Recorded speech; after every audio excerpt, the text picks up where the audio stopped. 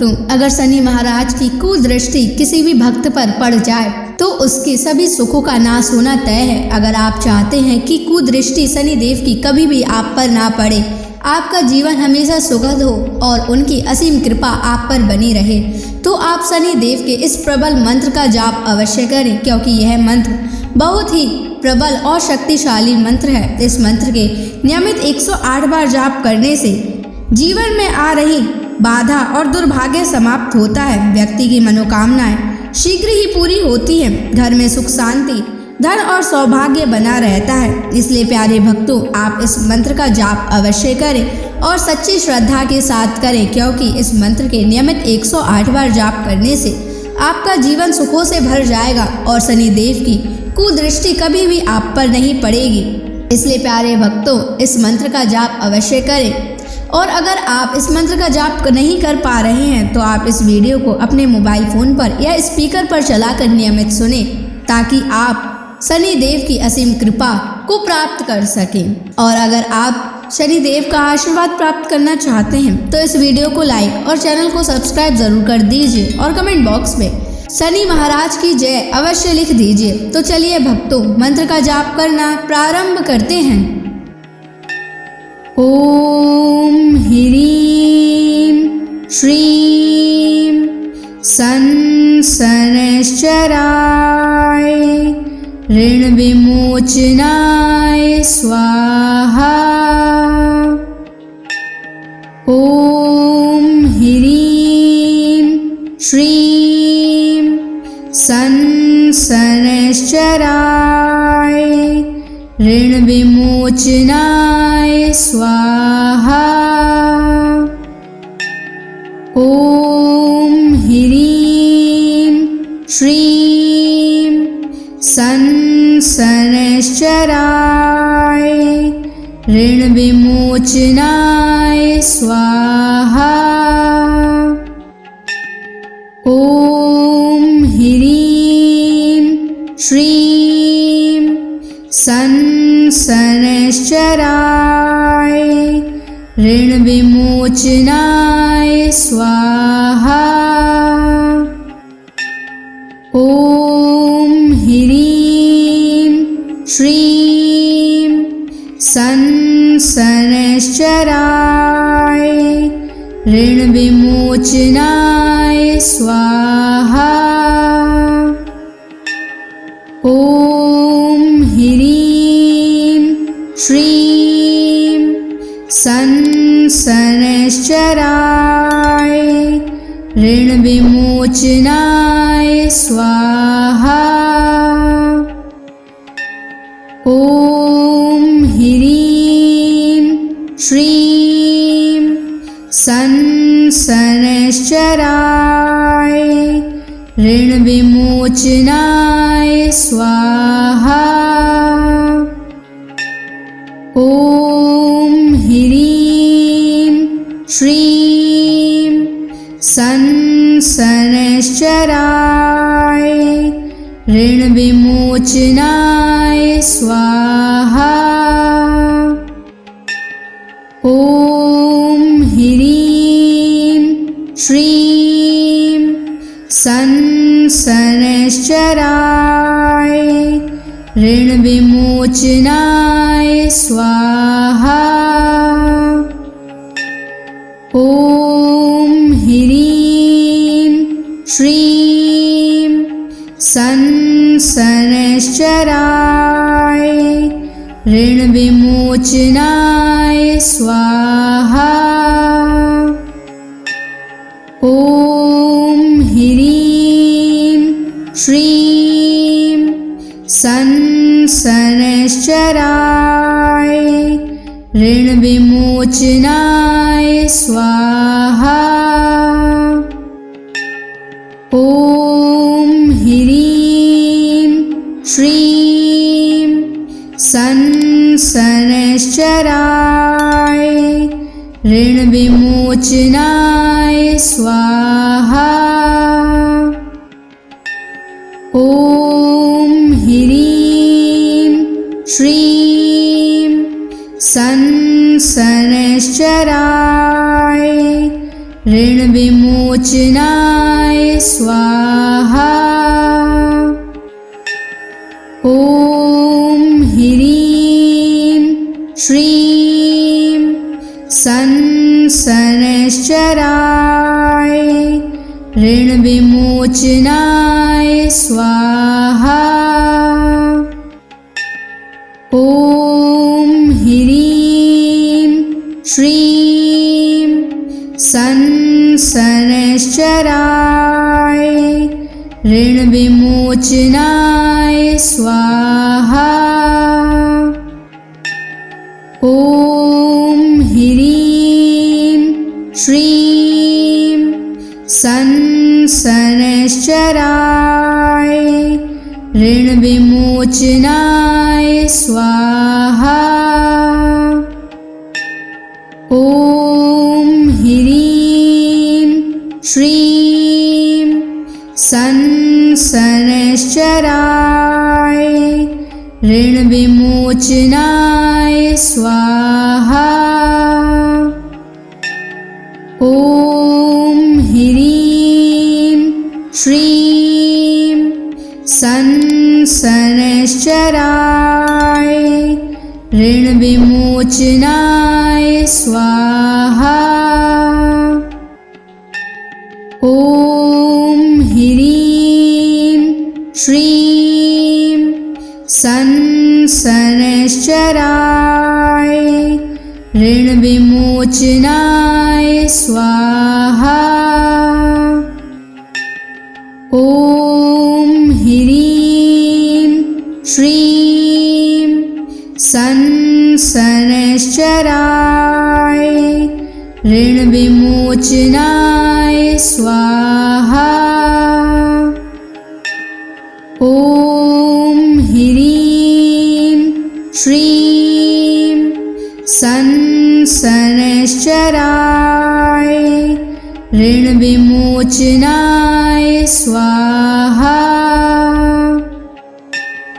ॐ ह्रीं श्रीं शनैश्चराय ऋणविमोचनाय स्वाहा। ॐ ह्रीं श्रीं शनैश्चराय ऋणविमोचनाय स्वाहा। ॐ ह्रीं श्रीं शनैश्चराय ऋणविमोचनाय स्वाहा। ॐ ह्रीं श्रीं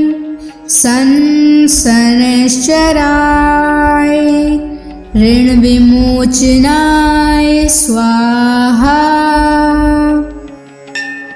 ॐ ह्रीं श्रीं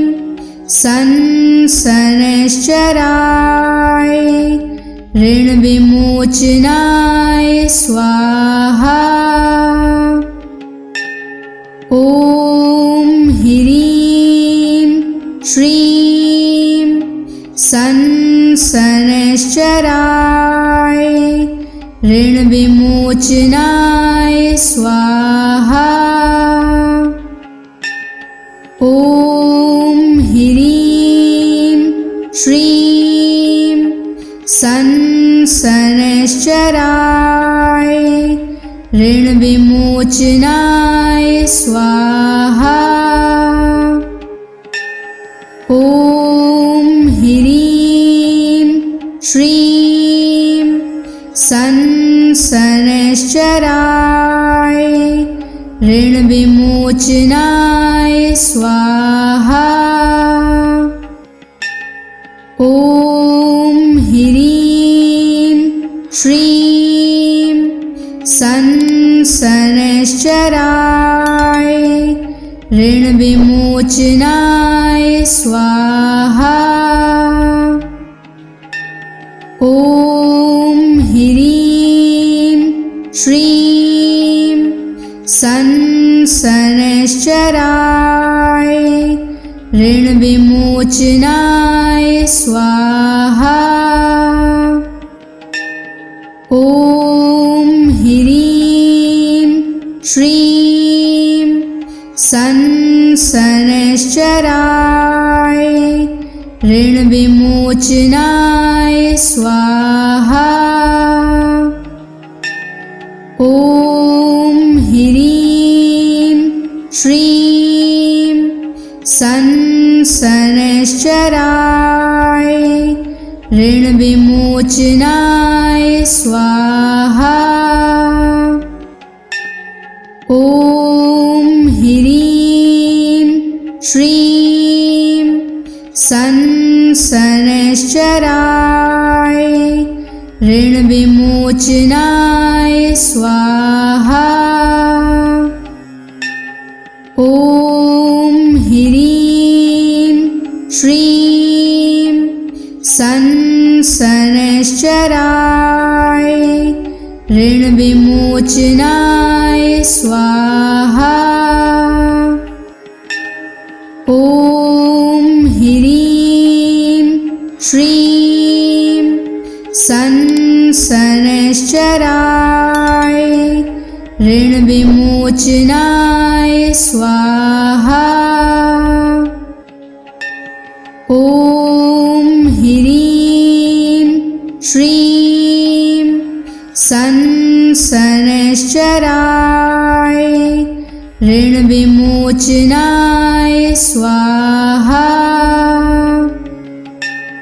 ॐ ह्रीं श्रीं शनैश्चराय ऋणविमोचनाय स्वाहा। ॐ ह्रीं श्रीं शनैश्चराय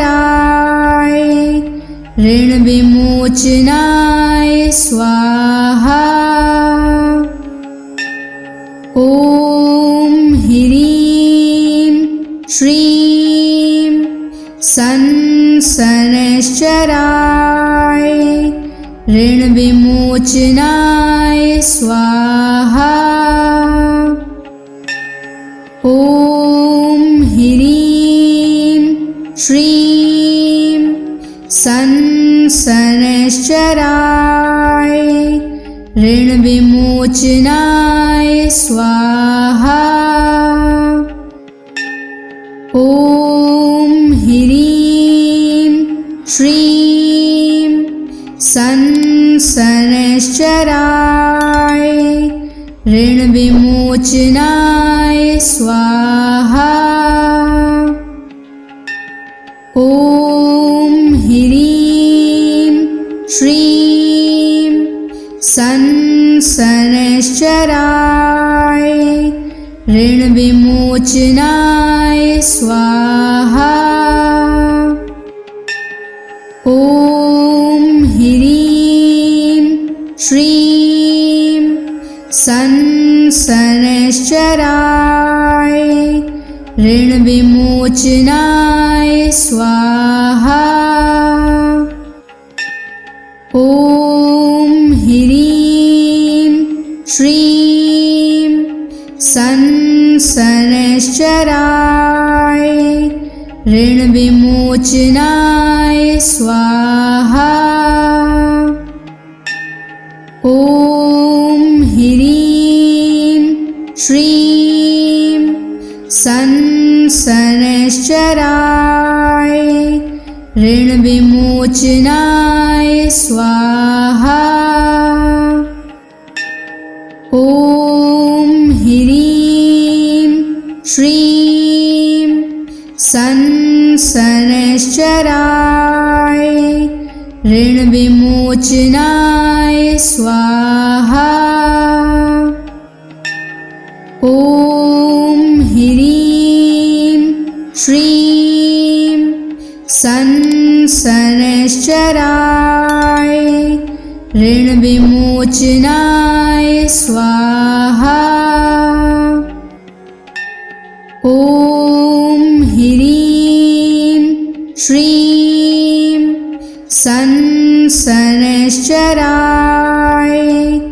ऋण विमोचनाय स्वाहा। ॐ ह्रीं श्रीं शनैश्चराय ऋण विमोचनाय स्वाहा। ॐ ह्रीं श्रीं शनैश्चराय ऋण विमोचनाय स्वाहा। ॐ ह्रीं श्रीं शनैश्चराय ऋण विमोचनाय स्वाहा। ॐ ह्रीं श्रीं शनैश्चराय ऋण विमोचनाय स्वाहा। ॐ ह्रीं श्रीं शनैश्चराय ऋण विमोचनाय स्वाहा।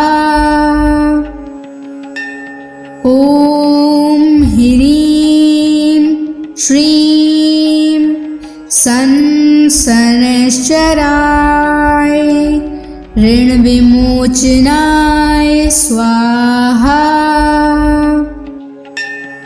ॐ ह्रीं श्रीं शनैश्चराय ऋण विमोचनाय स्वाहा। ॐ ह्रीं श्रीं शनैश्चराय ऋण विमोचनाय स्वाहा। ॐ ह्रीं श्रीं शनैश्चराय ऋण विमोचनाय स्वाहा। ॐ ह्रीं श्रीं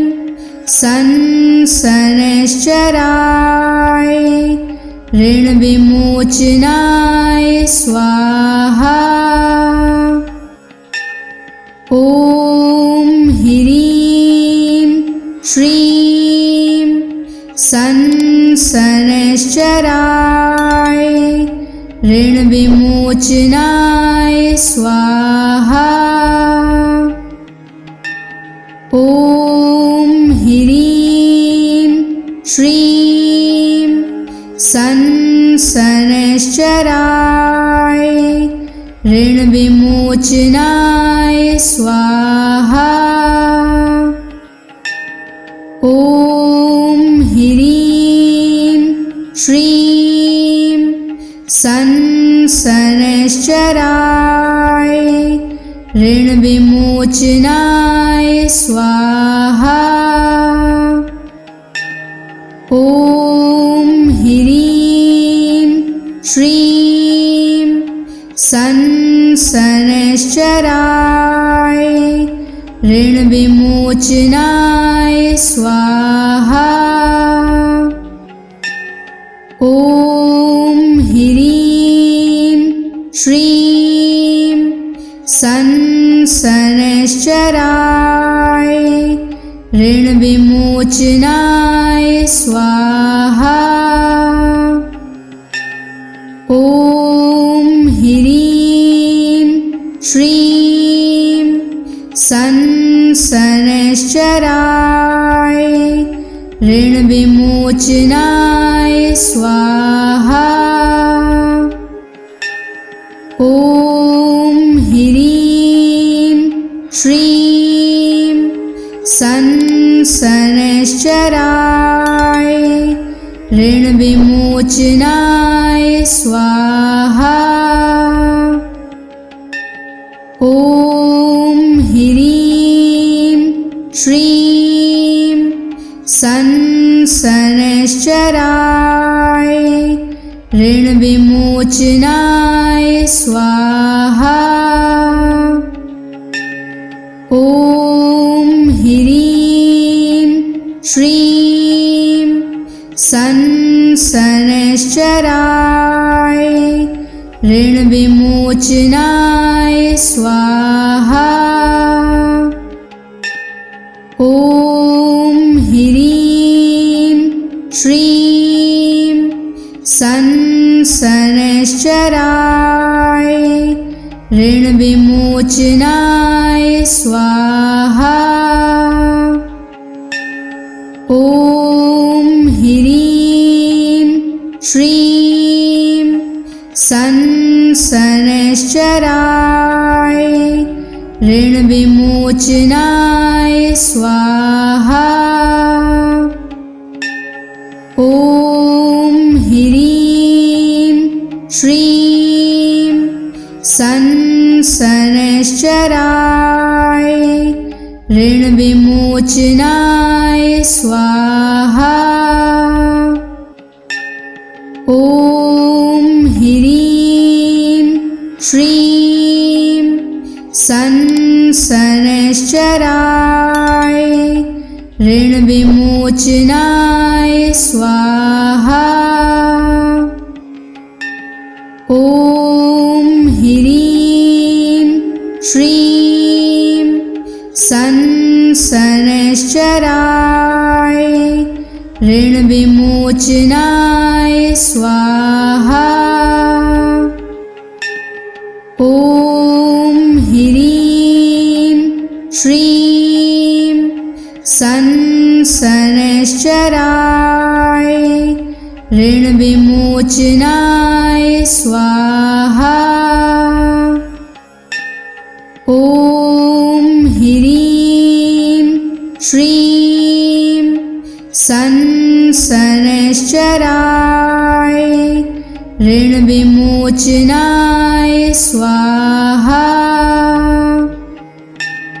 ॐ ह्रीं श्रीं संसनश्चराय ऋणविमोचनाय स्वाहा। ॐ ह्रीं श्रीं संसनश्चराय ऋणविमोचनाय स्वाहा। ॐ ह्रीं श्रीं संसनश्चराय ऋणविमोचनाय स्वाहा। ॐ ह्रीं श्रीं संसनश्चराय ऋणविमोचनाय स्वाहा। ॐ ह्रीं श्रीं संसनश्चराय ऋणविमोचनाय स्वाहा। ॐ ह्रीं श्रीं संसनश्चराय ऋणविमोचनाय स्वाहा। ॐ ह्रीं श्रीं संसनश्चराय ऋणविमोचनाय स्वाहा। ॐ ह्रीं श्रीं संसनश्चराय ऋणविमोचनाय स्वाहा। ॐ ह्रीं श्रीं संसनश्चराय ऋणविमोचनाय स्वाहा। ॐ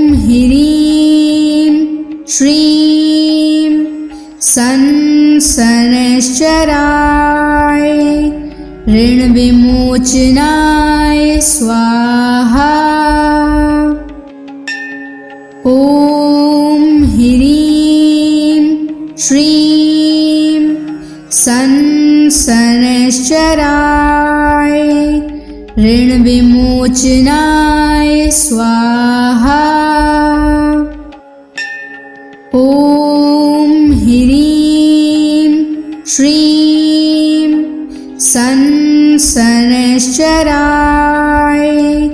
ऋणविमोचनाय स्वाहा। ॐ ह्रीं श्रीं शनैश्चराय ऋणविमोचनाय स्वाहा। ॐ ह्रीं श्रीं शनैश्चराय ऋणविमोचनाय स्वाहा। ॐ ह्रीं श्रीं शनैश्चराय ऋणविमोचनाय स्वाहा। ॐ ह्रीं श्रीं शनैश्चराय ऋणविमोचनाय स्वाहा।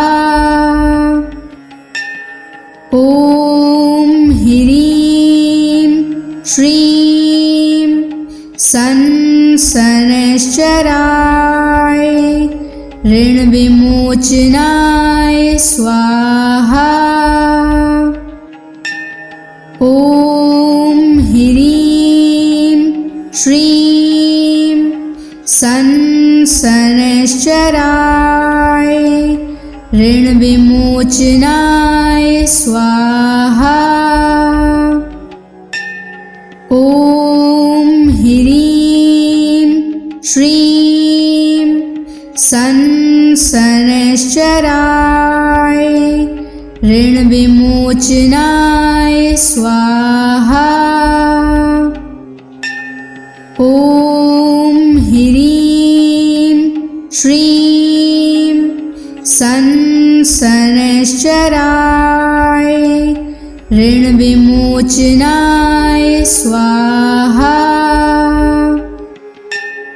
ॐ ह्रीं श्रीं शनैश्चराय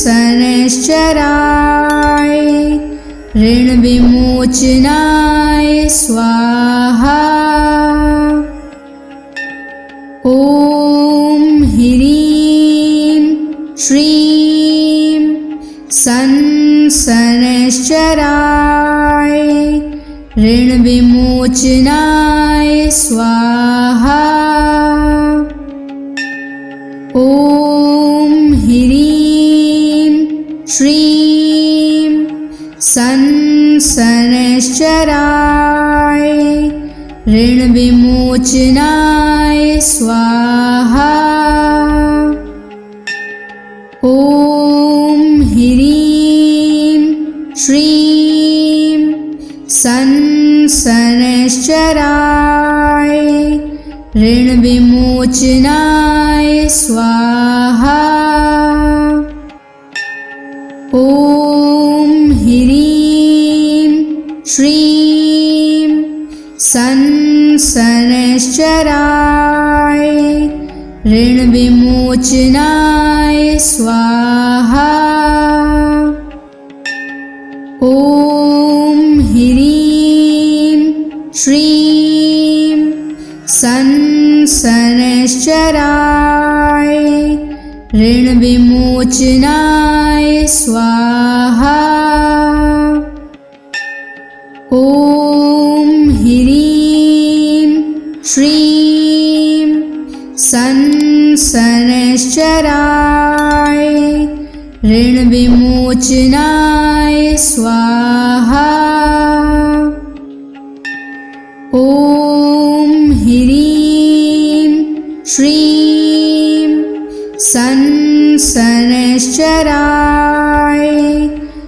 ऋणविमोचनाय स्वाहा। ॐ ह्रीं श्रीं शनैश्चराय ऋणविमोचनाय स्वाहा। ॐ ह्रीं श्रीं शनैश्चराय ऋणविमोचनाय स्वाहा। ॐ ह्रीं श्रीं शनैश्चराय ऋणविमोचनाय स्वाहा। ॐ ह्रीं श्रीं शनैश्चराय ऋणविमोचनाय स्वाहा। ॐ ह्रीं श्रीं शनैश्चराय ऋणविमोचनाय स्वाहा। ॐ ह्रीं श्रीं शनैश्चराय ऋणविमोचनाय स्वाहा। ॐ ह्रीं श्रीं शनैश्चराय ऋणविमोचनाय स्वाहा। ॐ ह्रीं श्रीं शनैश्चराय ऋणविमोचनाय स्वाहा। ॐ ह्रीं श्रीं शनैश्चराय ऋणविमोचनाय स्वाहा। ॐ ह्रीं श्रीं शनैश्चराय ऋणविमोचनाय स्वाहा। ॐ ह्रीं श्रीं शनैश्चराय ऋणविमोचनाय स्वाहा। ॐ ह्रीं श्रीं शनैश्चराय ऋणविमोचनाय स्वाहा। ॐ ह्रीं श्रीं शनैश्चराय ऋणविमोचनाय स्वाहा। ॐ ह्रीं श्रीं शनैश्चराय ऋणविमोचनाय स्वाहा। ॐ ह्रीं श्रीं शनैश्चराय ऋणविमोचनाय स्वाहा।